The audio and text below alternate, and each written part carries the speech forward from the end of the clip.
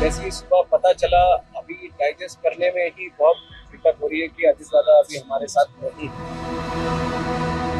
जब वो लैंड करना चाहते थे सुबह करीब 8:48 AM के आसपास, तो उस समय विजिबिलिटी थोड़ा पुअर था उधर।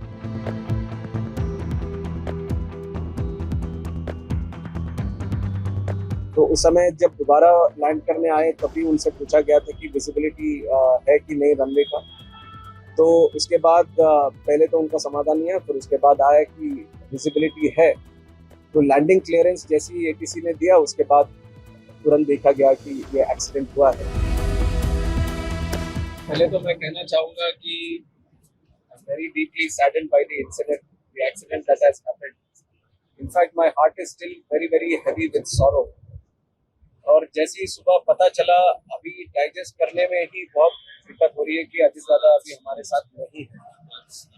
और अजीत दादा के साथ 4 और लोग भी थे प्लेन में। इन सारे परिवारों को अपने कॉन्डोलेंसेस देता हूँ। 2 पायलट थे, क्रू थे और पीएसओ भी थे उनके साथ। और अजीत दादा से जैसे आपने बोला, हमारी भी काफी मुलाकातें रही हैं पिछले 18 महीने जब से मैं मंत्री बना हूँ।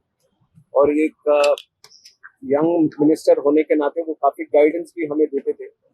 और काफी बार महाराष्ट्र की चर्चा जब होती थी और मैं और मोहन भाई हम दोनों भी जब साथ में मिलते थे, तो काफी अच्छी गाइडेंस, क्योंकि उनका जो एक्सपीरियंस रहा है पब्लिक सर्विस में, और खास तौर पर जिस ग्राउंड ग्रास रूट लेवल पे पब्लिक के साथ, खासकर गरीब लोगों के साथ जिस तरह वो खड़े रहे और उनके साथ जो उन्होंने काम किया, तो ये केवल हमारे लिए नहीं बल्कि पूरे महाराष्ट्र के लिए एक बहुत बड़ी लॉस है।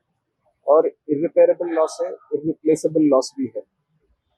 काफी बार हमने जब उनसे बात करी तो हमें भी वो अनुभव मिला कि कितना वो प्रैक्टिकलिटी से और ग्राउंड रियलिटी से जुड़े हुए नेता है। इस तरह के नेता भी आजकल मिलना बहुत मुश्किल है। और महाराष्ट्र के लिए जिस तरह उन्होंने काम किया है वो हम सबके लिए आदर्शनीय रहेगा। और खासकर अभी जो एक्सीडेंट जो हुआ है उसका जो इन्वेस्टिगेशन, उसको भी हमने शुरू कर दिया है। तुरंत डीजीसीए और एआईबी की टीम भी आई है। और जो प्रिलिमिनरी इन्वेस्टिगेशन या प्रिलिमिनरी जो समाचार हमें मिला है, उसमें इतनी जानकारी थी कि जब वो लैंड करना चाहते थे सुबह करीब 8:48 AM के आसपास, तो उस समय विजिबिलिटी थोड़ा पुअर था उधर।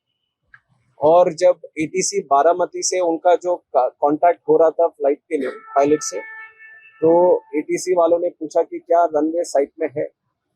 तो उनके तरफ से आया कि रनवे साइट में अभी नहीं है। तो उसके बाद उन्होंने एक गो अराउंड भी किया।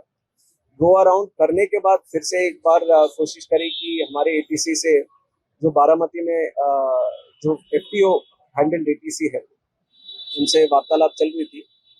तो उस समय जब दोबारा लैंड करने आए तभी उनसे पूछा गया था कि विजिबिलिटी है कि नहीं रनवे का। तो उसके बाद पहले तो उनका समाधान नहीं है, फिर उसके बाद आया कि विजिबिलिटी है। तो लैंडिंग क्लियरेंस जैसी एटीसी ने दिया, उसके बाद तुरंत देखा गया कि ये एक्सीडेंट हुआ है। बहुत दुखद घटना है। तो इसके ऊपर और जानकारी हमें मिलनी चाहिए। इन्वेस्टिगेशन पूरी तरह से ट्रांसपेरेंट और अकाउंटेबल वे में हम करेंगे। बट उससे पहले तो मैं इतना कहना चाहूंगा कि ये बात बोलना कि अजीत दादा अब नहीं रहे, उसके लिए बहुत बहुत बहुत दुख होता है। और मैं उनके जो प्यार करने वाले लोग हैं, कार्यकर्ता हैं और उनके परिवार के लोग हैं, सबके प्रति कंडोलेंसेस व्यक्त करता हूं।